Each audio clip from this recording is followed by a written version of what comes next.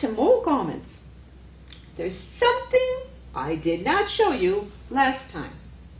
I completely forgot to talk about it. Now, contrary to what some ladies say, and this is mainly for our younger ladies that are, becoming engaged, or the ladies who are just married as myself, and they need to dress properly at all times.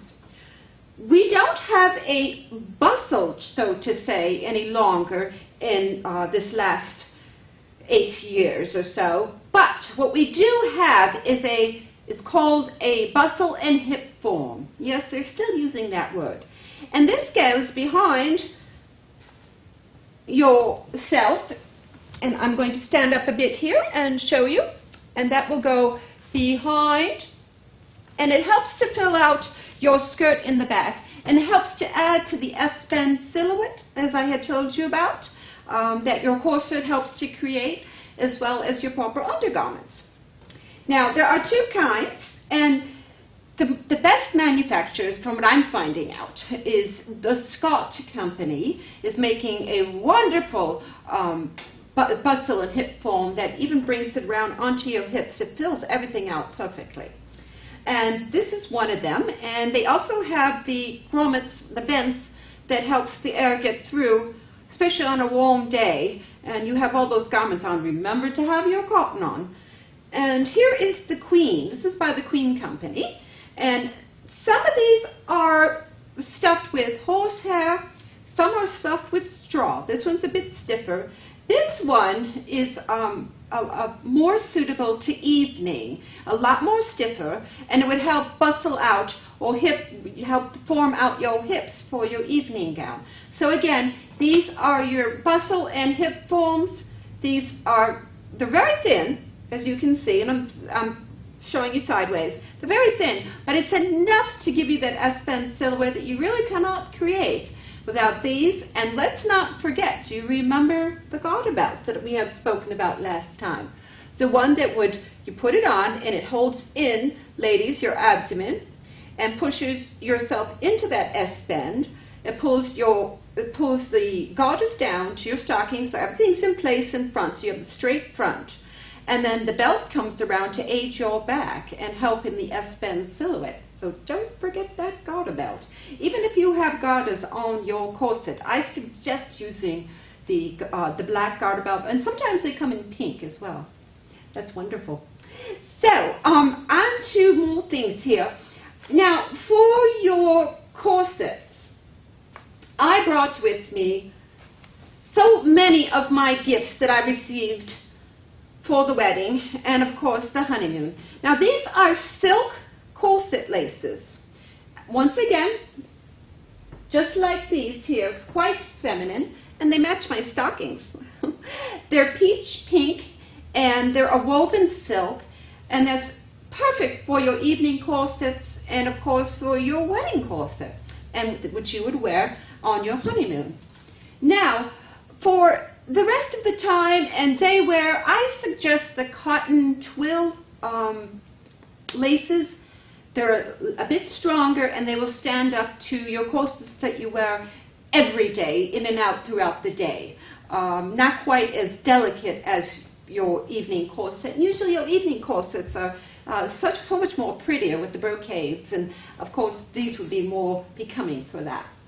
So, Well, let's go into some of the items that are most proper for an upcoming wedding. Yes, trousseau items. We're still talking about trousseau items. Very important, ladies and gentlemen that are watching. Very important. One of the best things that you can give at a wedding, believe it or not, is lace for the bride. Now, I have many of my gifts. Here's a collar of lace. Here's a jabot that would go down the front of my blouse. And here's another collar. And the Irish crochet lace is absolutely beautiful. We have a Shipley lace here that you can see I've already been cutting on and using it in garments. And look at this one. Oh, every time I pick it up, it's so divine on my skin. Oh, ladies, look at this. This is a collar of the finest Irish crochet, and this will go right here in front. Now, ladies, as you know, it's so exciting to receive these lace pieces and work them into our clothing. So I was lucky enough to receive this lace from my mother. So she gave me the collar. Then she also had the beautiful cuffs to add in, and I want to show them to you.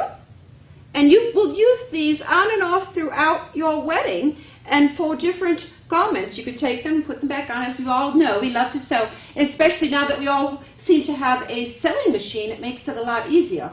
Now here is your net bodice that you can also, it's got the net form for your neck, more of that Irish crochet, and this is a form that you can build a bodice on with all the lace that I had shown to you. Here's a bit more that you would find possibly at the base of your princess slip. Very nice. Now this is a favorite of mine, and I received this from Aunt Lizzie. Beautiful lace, and this goes on your neck, and you can add this into any of your shirtwaists. Should I later wish to add it on to the shirtwaist I'm wearing now, it is possible. You can work that in and end up with a higher neck. Now somewhere here, I don't know what I did with it, but the Honington lace is also here it is, the Honington lace. This lace adorned my wedding dress. Oh, you all get a chance to see it again, because you all know that, ladies, we must wear our wedding gown for the first 3 anniversary parties after the wedding. So we're getting a lot of use out of our gown. But once you're no longer wearing it, and you may not have any children to pass it down to as of yet, you can remove the lace and use it in other things. In fact, at the anniversary party, it is thought that Mother had suggested that a lot of the laces she had given me would be all over adorning the table with all the cut glass. I think it's a rather wonderful thought from her. Now here are some more items. Now isn't this beautiful? This is your tambour lace pillow sham. This is a most proper gift to give a bride-to-be. Isn't that beautiful? And then here we have a lace cover to go on your boudoir pillows. It's absolutely beautiful. I have not done anything with anything as of yet. I love picking them all up and going through them from time to time. So those gifts are permissible and proper to give at a wedding. So gentlemen, when the ladies tell you all about these gifts, there are some things that would be most proper for you to give. Another item that would be most proper is to give the bride a little apron. Now, it's not for her to clean the house, but a little sewing apron, and of course made out of the tissue cotton lawn with the Valenciennes lace at the base here, and the embroidery. And of course you would tie this about, and then when you sit to do your sewing, should you drop any pins, and we always have the extra threads and stuff, you just roll it on up, and you take that and remove your pins and shake out stray threads, and they're not to get all over your garments, and of course then cause more housework should it fall to the ground for your domestic. Now I couldn't wait to show you. Do you remember all the fun we had last time with my bloomers? Well, here's another set of my bloomers from my wedding. Oh, I just love sharing these pieces. And these are the wide leg bloomers. Ladies, these are the best ones. Not only are they comfortable, but they skirt around on your legs like a little skirt. And of course they are split, ladies, for convenience. And these are all embroidered with the Valenciennes lace on the ends once again. And it's a fine tissue cotton lawn, so it's very, very comfortable, very becoming. And much more comfortable than some of the heavier garments we wear in the winter. Now, I was at Anderson and McCauley's, and I found these bloomers. They're a bit daring. They're different than our usual ones. They are slit very high up the side for our garters, and they have, there we go, we have our peach and pink silk ribbon up the side. And again, split for convenience, and these, unlike the other ones, had a button. These have the drawstring right here in back to help you accommodate a variety of sizes. Oh, here's another one I just absolutely adore.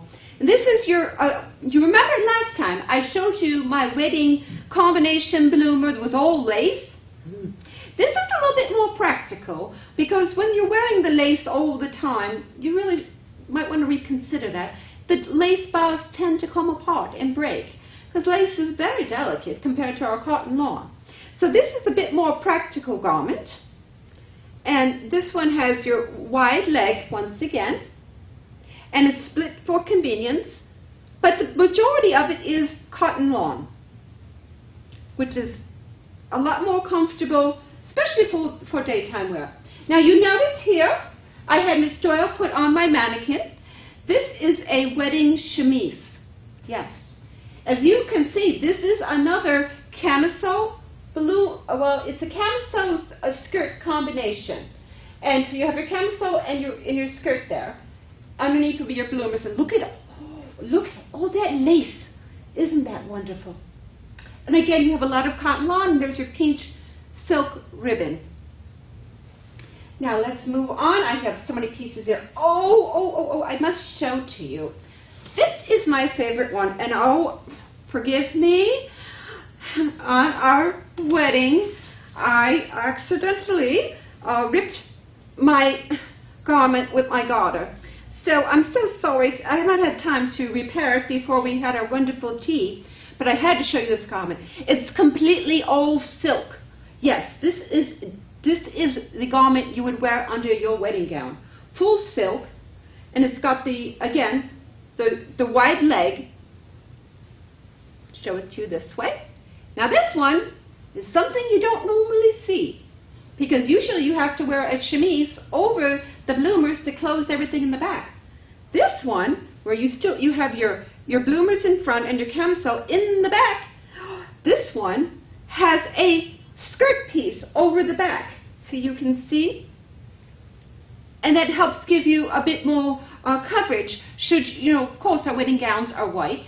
And of course, if you're wearing any of your tea gowns, or you're wearing your wedding gown for your anniversary parties, it just gives you a more confidence that you have more coverage on. So this I will keep forever. It's so beautiful. And should I have a daughter, I will pass it on to her. And this is my wedding silk combination bloomer, camisole, and skirt, believe it or not. Now, last time I did not have the chance to show you quite anything regarding the children. Yes, the children. Perhaps ladies that are married, and of course ladies, when we have our children later on, the ones that are engaged or just married, like myself, we want to think about passing things on to our children. Well, here are my little shoes that I had when I was just a wee baby. Aren't they cute?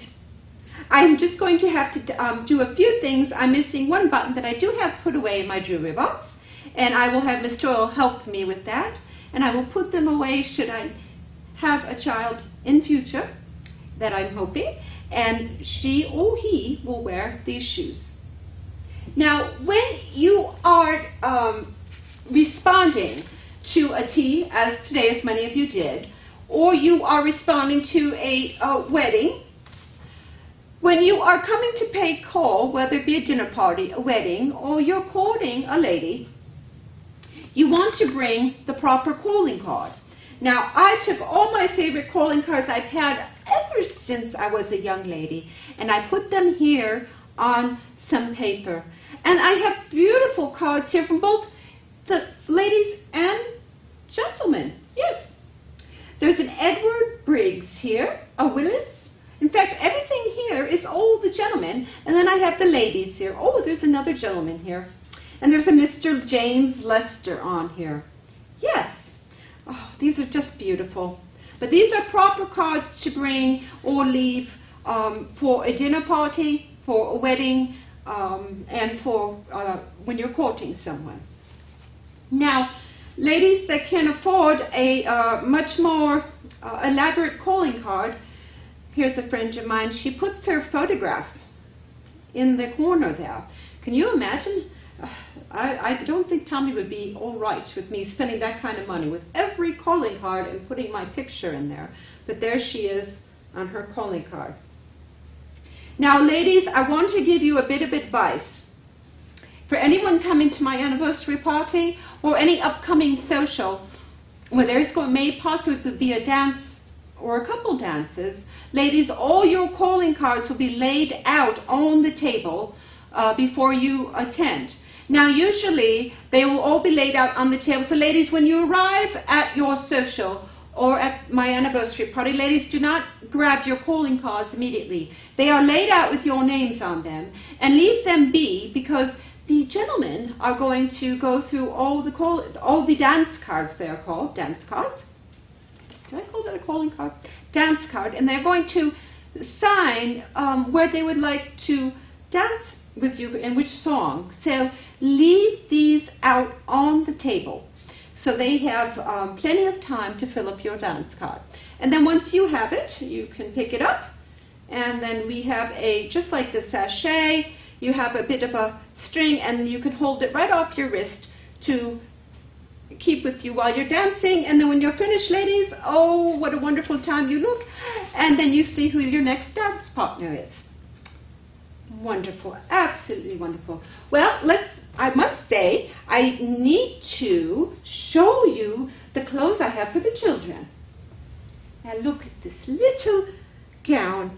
Now, may I say, this is a beautiful cotton lace gown with lace insertion. Now, for the ladies, and even some of the gentlemen may not be aware of this, or may not remember, this is a drop waist dress that could be worn when the children are small by either a male child or a female child.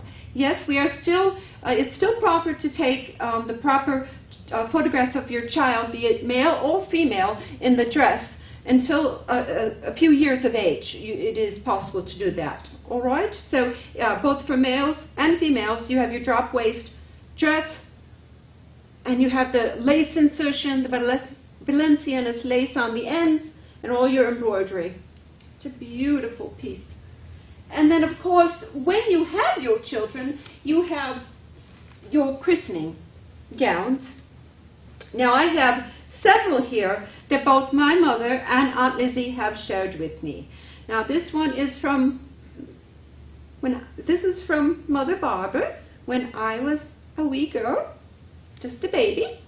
And this is my christening gown, and she has passed that on to me. And it may need just a fresh silk, but it's in wonderful, wonderful shape. Isn't that beautiful?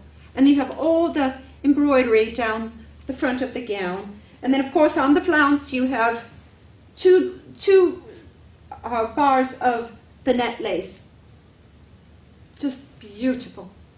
And then we have another one. Now, this one here is the slip or the petticoat that will go underneath the christening gown. And you need to have one of these so it makes the gown look more full over the child. So you see it. And then, of course, here I promised Aunt Lizzie I would show this to you. This is a christening gown from my husband and his siblings. Yes. Isn't it beautiful? Now, Aunt Lizzie gave this to me when we were preparing to get married, and shortly afterwards we talked about it. It's a beautiful christening gown that my husband Tommy wore. And it's also been worn by his siblings. You have John, James, Willie, and of course his sister Nina, my partner in crime. So beautiful. And it gives all the embroidery at the chest. And here, let me not forget to talk about the pin tucking. Pin tucks, perfect. And they're always there at the base. And should you need more length, which doesn't seem to happen, you can always let these out. Now, if you choose not to save all of your christening gowns, you can always work these into your undergarments. Because, ladies, I think next time that we get together, or perhaps one of those teas, we should talk about the repairs to all our lingerie and our cotton lawn, because they can become quite worn. So if you happen to have garments made of cotton lawn and lace, and you don't plan on using them again, you can take sections of them and use them in your garments, your favorite garments out of your trousseau that might be falling apart a bit. So here is another ensemble, and this is for about, I'd have to say, this is about a year and a half, almost 2 years of age. And here it's a shorter dress for the boys and girls with the mother of pearl button. And of course here again is your petticoat, your slip that will go underneath. And here's a much more simpler christening gown. And this does not have the slip underneath. Some people prefer that, especially with the boys. They prefer just to have that. It's got simple embroidery with the pin tucks there. So once again, just beautiful. Well, I have had such a wonderful time talking with you. Oh, may I quickly tell you that I wanted to tell you that next time we get together, we're also going to talk about flower messages. And I'd like to leave you with one before we go. Now here I have a book, and I went ahead and I looked through all the possible messages you can send, because all herbs and all flowers represent a message. So I went and I pulled together some birch, some broom, some cherry, some lilac, and some ivy, and a single white rose. And here's my message that I leave with you. I love you. You're tidy and quiet. Unloved but bright. It means for the ladies that are not married as of yet, unloved means you're still engaged or yet to be spoken for. Friendly and faithful. I fancy being your first girlfriend, or should I say lady friend. Covering all bases. Well, everyone, I've had a wonderful time once again, and I think I'd best call on Miss Doyle to help me clean up all this. I'd like to take a bit of a walk in the garden. Tommy has promised me he would come home straight from the yard and visit me at Ormiston. He's going to take me in the motor. Yes, we're going to go for a wonderful ride in the motor. And he said we'll go along Stramford Loch. So beautiful, and looking at the skiffs out on the water. Oh, I look so forward to it all the time. Just spending time with him. Next time when we get together, we're going to talk a bit about our bows and getting ready for that special evening or the special afternoon with your husband or that special gentleman. So until then, I hope this all is of great information to you. I do hope to see everyone back here again when I'm back at Ormiston, and I wish you all a most wonderful day, wonderful evening, and remember to make each day live to the fullest.